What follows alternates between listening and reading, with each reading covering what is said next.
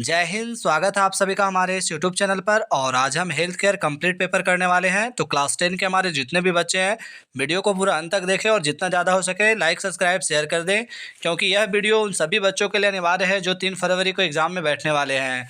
तो सबसे पहले हम खंडे में जो हमारा बहुविकल्पीय प्रश्न पूछे जाते हैं उन प्रश्नों को करने वाले हैं, जहाँ पे हमारा पहला प्रश्न कहता है मेरे प्यारे बच्चों, स्वास्थ्य का अर्थ है। तो स्वास्थ्य का अर्थ क्या होता है? शारीरिक, मानसिक एवं सामाजिक सुख समृद्धि ही स्वास्थ्य कहलाता है। तो ऑप्शन नंबर बी इसका करेक्ट आंसर हो जाएगा।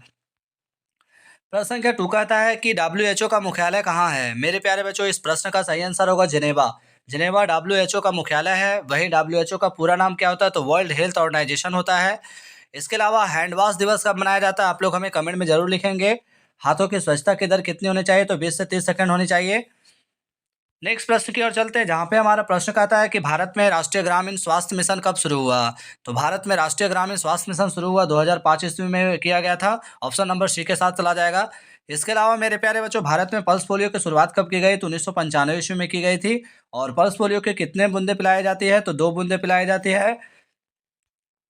4 नंबर प्रश्न कहता है कि टीबी किस जीवाणु से फैलती है? तो टीबी जो है मेरे प्यारे बच्चों, माइको बैक्टीरियम ट्यूबरकुलोसिस से फैलते हैं। ऑप्शन नंबर बी के साथ चला जाएगा। इसके अलावा दूषित जल से क्या होता है? तो हैजा होता है। आप लोग इसे नोट कीजिएगा। अस्पताल में अपशिष्ट पदार्थों का प्रबंधन किस रूप में किया जाता है? तो आप लोग को पता है, भस्मीकरण के रूप में एक्टोक्लोविन के जरिए किया जाता है। आप लोग इसे भी नोट कीजिएगा। इसके अलावा हरे डस्टबिन का प्रयोग कहाँ किया जाता है? तो घरेलू कचरे के लिए, गीले कचरे के लिए किया जाता है। इसके अलावा रक्त वगैरह ये सब से सने जैविक जो कटे छटे पदार्थ होते हैं उनके लिए किस डिब्बे का प्रयोग किया जाता है? आप लोग हमें कमेंट में जरूर लिखेंगे। नेक्स्ट 5 नंबर प्रश्न कहता है कि त्योहारों में भीड़ के दौरान किस रोग का खतरा अधिक होता है? तो त्योहारों में भीड़ के दौरान जो होता है संक्रामक रोग की खतरा अधिक होता है। ऑप्शन नंबर बी के साथ चला जाएगा। प्रश्न संख्या 6 कहता है कि शरीर की प्रथम रक्षा पंक्ति है। तो शरीर की प्रथम रक्षा पंक्ति हमारी त्वचा है। ऑप्शन नंबर बी के साथ जाएगा। इसके अलावा मेरे प्यारे बच्चों, जीडीए का पूरा नाम क्या है? तो जीडीए का पूरा नाम होता है जनरल ड्यूटी असिस्टेंट होता है।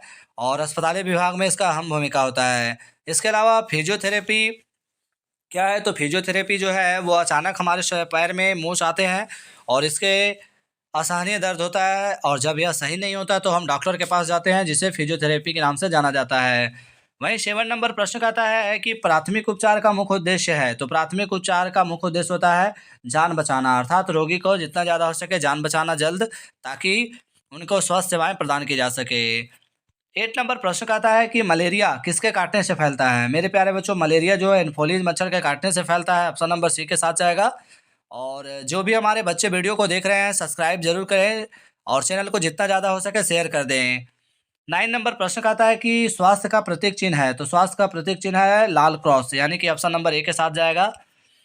10 नंबर प्रश्न कहता है कि हाथ धोने का सही समय है। तो खाने से पहले हाथ धोने का सही समय है, और हाथ धोने का समय कितना होना चाहिए? 20 से 30 सेकंड होना चाहिए। वहीं WHO के द्वारा भारत को पल्स पोलियो यानी कि पोलियो से मुक्त कब घोषित किया गया? तो 2014 ईस्वी में किया गया था। आप लोग इसे नोट कीजिएगा। 11 नंबर प्रश्न कहता है कि टीकाकरण से क्या होता है? तो टीकाकरण से क्या होता है? प्रतिरक्षा बढ़ती है और इससे जो बीमारियों से लड़ने में सहायता प्रदान करता है, और हमारे शरीर के अंदर जितने भी संक्रामक रोग होते हैं उसे दूर किया जाता है। कोविड-19 जिसकी शुरुआत 2019 में हुई थी, एक वैश्विक महामारी था और इसकी शुरुआत चीन से हुई थी। चीन के किस शहर से? तो वुहान शहर से हुआ था। आप लोग इसे नोट कीजिएगा। नेक्स्ट प्रश्न की ओर चलते हैं, जहाँ पे हमारा 12 नंबर प्रश्न कहता है एड्स का कारण है। तो एड्स का कारण क्या होता है मेरे प्यारे बच्चों? HIV जो होता है एड्स का कारण होता है। ऑप्शन नंबर बी के साथ चला जाएगा। 30 नंबर प्रश्न कहता है कि रक्तचाप नापने का उपकरण है। तो रक्तचाप को किससे मापा जाता है? स्फेगोमैनोमीटर से मापा जाता है। ऑप्शन नंबर सी के साथ चला जाएगा। इसके अलावा थर्मामीटर में क्या लगा होता है? तो पारा लगा होता है। और समान तापमान कितने होने चाहिए? तो 98.6 फॉरेनहाइट होता है। आप लोग इसे नोट कीजिएगा। 40 नंबर प्रश्न कहता है कि सबसे बड़ा अंग है। तो सबसे बड़ा अंग त्वचा है। ऑप्शन नंबर बी के साथ चला जाएगा। और लास्ट प्रश्न की ओर चलते हैं, जहाँ पे हमारा 50 नंबर प्रश्न कहता है मौखिक स्वच्छता का अर्थ है। तो मौखिक स्वच्छता का अर्थ होता है मेरे प्यारे बच्चों दांत और मुंह की सफाई, यानी कि ऑप्शन नंबर ए के साथ जाएगा। अब हम सब्जेक्टिव प्रश्नों को करने वाले हैं, यानी कि खंड बी को। खंड बी में हमारा शॉर्ट टाइप प्रश्न, यानी कि 5 × 2 अर्थात 10 अंक के प्रश्न पूछे जाते हैं, और यहाँ से हम लोग को 5 प्रश्न बनाने होते हैं। तो जिसमें से हमारा पहला प्रश्न है कि फर्स्ट एड की परिभाषा दीजिए। तो मेरे प्यारे बच्चों, किसी घायल या बीमार व्यक्ति को डॉक्टर के आने से पहले दी जाने वाली प्रारंभिक सहायता को फर्स्ट एड कहा जाता है। उद्देश्य के बारे में बात कर लें तो जीवन बचाना, चोट बढ़ने से रोकना और शीघ्र उपचार में सहायता करना फर्स्ट एड का कार्य होता है। तो ये 2 अंक के प्रश्न में पूछे जाएंगे। दूसरा जो हमारा प्रश्न है वो है संतुलित आहार क्या है? तो संतुलित आहार क्या है, इसके 2 लाभ बताइए। तो संतुलित आहार वह होता है जिसमें शरीर के सभी आवश्यक पोषक तत्व, कार्बोहाइड्रेट, प्रोटीन, वसा, विटामिन, खनिज, जल उचित मात्रा में हो। उसे हम लोग संतुलित आहार कहते हैं। नाना प्रकार के भोज्य पदार्थ होते हैं। इसके अलावा लाभ के बारे में बता दें तो शरीर को ऊर्जा और रोग प्रतिरोधक क्षमता मिलती है। वहीं शरीर का विकास व मरम्मत भी होती है। तीसरा जो हमारा प्रश्न है मेरे प्यारे बच्चों, तीसरा है रक्तचाप क्या है और इसे कैसे मापा जाता है? तो मेरे प्यारे बच्चों, रक्तचाप वह दबाव है जो रक्त धमनियों की दीवारों पर डालता है। और वहीं बात कर लेते हैं मापने का अंत, तो स्फैगोमैनोमीटर और स्टेथोस्कोप से मापा जाता है। इसके अलावा समान रक्तचाप कितने होने चाहिए? तो 120/80 होने चाहिए। वहीं प्रश्न कहता है कि व्यक्तिगत स्वच्छता के 4 नियम लिखें। व्यक्तिगत स्वच्छता के 4 नियम कौन कौन से हैं मेरे प्यारे बच्चों? तो व्यक्तिगत स्वच्छता के 4 नियम है। प्रतिदिन स्नान करें, दूसरा दांत दिन में 2 बार साफ करें, तीसरा स्वच्छ कपड़े पहने और चौथा है नाखून, बाल और हाथ पैर साफ रखें। इसके अलावा जैव चिकित्सकीय अपशिष्ट क्या है? तो अस्पताली विभाग में इलाज के दौरान अथवा उत्पन्न होने वाले कचरे को जैव चिकित्सकीय अपशिष्ट कहते हैं, जिसमें व्यक्ति के इलाज के दौरान कटे छटे पदार्थ होते हैं जिसको सही से निपटान करना आवश्यक होता है। प्राथमिक स्वास्थ्य केंद्र पीएचसी के 2 कार्य पूछा जा रहा है। तो ग्रामीण क्षेत्र में प्राथमिक उपचार प्रदान करना और टीकाकरण, मातृ एवं शिशु स्वास्थ्य सेवाएं देना। अब हम बात कर लेते हैं जो हमारे 5 अंक के प्रश्न में पूछे जाते हैं खंड सी के प्रश्न के बारे में। तो फिजियोथेरेपी क्या है, इसके प्रमुख कार्य लिखें।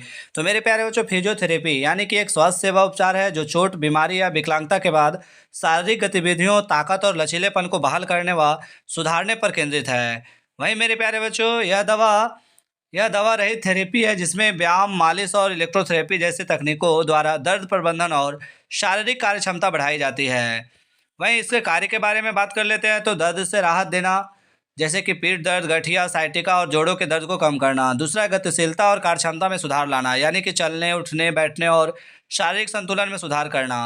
वहीं तीसरा है चोट और सर्जरी के बाद पुनर्वास, यानी कि हड्डी फ्रैक्चर, मांसपेशियों की चोट या सर्जरी के बाद रिकवरी को तेज करना। इसके अलावा मेरे प्यारे बच्चों, दीर्घकालिक स्थितियों का प्रबंधन, यानी कि क्रोनिक ऑब्स्ट्रक्टिव पल्मोनरी डिजीज, मधुमेह या हृदय रोग जैसे पुरानी समस्याओं के लक्षणों को नियंत्रित करना इसका कार्य होता है। तो ये 5 अंक के प्रश्न में पूछे जाते हैं और फिजियोथेरेपी काफ़ी अच्छा प्रश्न होने वाला है आप लोग के एग्जाम के लिए। अब हम नेक्स्ट प्रश्न की ओर चलते हैं जो हमारा दूसरा प्रश्न है, जैव चिकित्सकीय अपशिष्ट क्या है? जैव चिकित्सकीय अपशिष्ट क्या है, इसके प्रमुख कार्य लिखें। तो मेरे प्यारे बच्चों, जैव चिकित्सकीय अपशिष्ट यानी कि बायोमेडिकल वेस्ट अस्पतालों, क्लिनिकों और प्रयोगशालाओं में उपचार व अनुसंधान के दौरान उत्पन्न संक्रामक अपशिष्ट है, जिसमें उपयोग की गई सुइयां, पट्टियां, मानव अंग, रक्त और दूषित कपड़े शामिल होते हैं। इसके सुरक्षित निपटान में भस्मीकरण, ऑटोक्लोविंग और रंग कोडित बैगों जैसे पीला, लाल, नीला, सफ़ेद में वैज्ञानिक पृथक्करण शामिल है, जो संक्रमण को रोकने के लिए जरूरी है और इसका सही से निपटान करना काफ़ी आवश्यक होता है। वहीं मेरे प्यारे बच्चों, जैव चिकित्सा अपशिष्ट के प्रकार के बारे में बात कर लेते हैं। तो संक्रामक कचरा जैसे कि रक्त से सने बैंडेज, कपास, अंगों के अवशेष, प्लेसेंटा आदि। दूसरा है नुकीली वस्तुएं, जिसमें आते हैं सुई, सिरिंज, ब्लेड, टूटा हुआ कांच, दवाइयों के अवशेष जिसमें से उपयोग की गई पुरानी दवाएं आते हैं। अब हम बात कर लेते हैं मेरे प्यारे बच्चों निपटान के तरीके। तो आप सभी को जानकारी होना चाहिए कि जैव चिकित्सा अपशिष्ट प्रबंधन 1998 संशोधित किया गया 2016-18 के नियमों के अनुसार किया जाता है, जिसके प्रमुख तरीके निम्न दिए गए हैं। तो सबसे पहले पृथक्करण है। पृथक्करण में कचरे को स्रोत पर ही अलग अलग रंग के डिब्बों में रखना सबसे महत्वपूर्ण चरण है। सबसे पहले बात कर लेते हैं मेरे प्यारे बच्चों, इसमें पीला बैग का क्या काम होता है, यानी कि येलो डस्टबिन का क्या काम होता है। तो शरीर के अंग, रक्त, संक्रामक कपड़े आदि को इसमें रखा जाता है भस्मीकरण के लिए। लाल बैग में क्या रखा जाता है, पुनर्चक्रण योग्य प्लास्टिक कचरा जैसे बोतल, दस्ताने, कैथेटर आदि। इसके अलावा मेरे प्यारे बच्चों, नीले बैग यानी कि ब्लू डस्टबिन में क्या रखा जाता है, तो कांच की वस्तुएं आते हैं। सफ़ेद कंटेनर में क्या रखा जाता है, तो धातु की नुकीले वस्तुएं, सुई, ब्लेड आदि को रखा जाता है।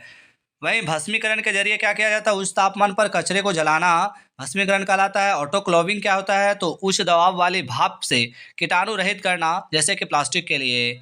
और लास्ट हमारा पॉइंट है रासायनिक कीटाणु शोधन, यानी कि तरल अपशिष्ट को रासायनिक रूप से साफ करना